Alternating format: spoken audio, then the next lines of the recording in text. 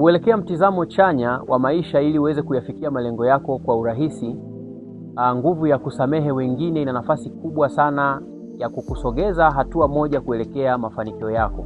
Umepangilia mipango yako vizuri, umeweka malengo yako vizuri na unayatekeleza na una resources zote au rasilimali za kuyatekeleza, lakini nguvu ya msamaha pia ina nafasi kubwa sana ya kuweza kuboresha na kuweza kufanikisha ubongo wako kuweza kufikiria ili kuweza kuyafikia mafanikio yako. Ubongo au fikra ni sehemu ambayo inatakiwa kuboreshwa sana kuweza kufikia malengo yako. Sasa nafasi ya msamaha juu ya kuwasamehe wengine ina nafasi kubwa sana.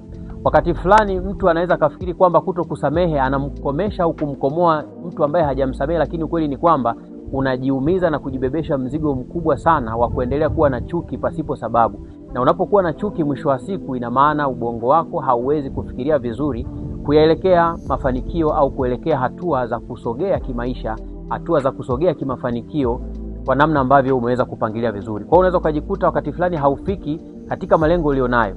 Sababu ni nini? Sababu unakuta unachuki na watu wengine ambao uko karibu nao. Unachuki na watu ambao kwa namna moja au nyingine umekuwa ukifanya nao kazi, labda ni suppliers, labda ni watu ambao ni wateja. Ukiwa na chuki tayari inaweza kusababisha wewe usiweze kusogea. Sasa athari za chuki au kutokusamehe katika mwili wa mwanadamu kama ifuatavyo. Tazungumza katika mazingira au katika maeneo manne. Jambo la kwanza, unapokuwa na kusamehe wengine, moja, unaboresha afya yako ya kimwili, kwa sababu mwili wako utakuwa huru kuweza kufanya mambo yanayotakiwa kufanyika kwa mwili wako. Kwa hiyo unaboresha afya ya mwili, unaweza kukuta kwamba mwili unapata relief ya kuweza kusogea zaidi. Lakini katika jambo la pili, fikra au mental power yako inaathiriwa sana na namna ambavyo unachukulia wengine, jinsi ya kusamehe. Unaposamehe wengine, mental power yako inaweza kuboreshwa zaidi, na ni sehemu ambayo pia inahusika kwa ukubwa zaidi kuweza kufikiria juu ya mipango mingine ambayo unakuwa nayo.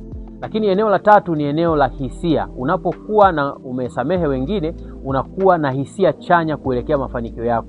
Na unapokuwa katika mazingira namna hii, unaruhusu hata mipango yako mingine, hata unapokuwa ukitekeleza, unakuwa huru zaidi kuliko ukawa na mzigo wa chuki ambao unatokana na kutokuwasamehe watu wengine. Lakini jambo la nne la mwisho ni swala la mahusiano na wengine. Unapokuwa na nguvu ya kusamehe wengine, unapokuwa na tabia ya kusamehe wengine, inakusaidia zaidi uweze kuhusiana na watu wengine vizuri. Hata unaweza ukaona kwamba unahudumia wateja wako ukiwa na furaha, unahudumiwa wewe ukienda unapopata supply zako kwa watu wengine kwa furaha, na hivyo inakutengenezea mazingira ya kuwa na chain kubwa ya watu wa maana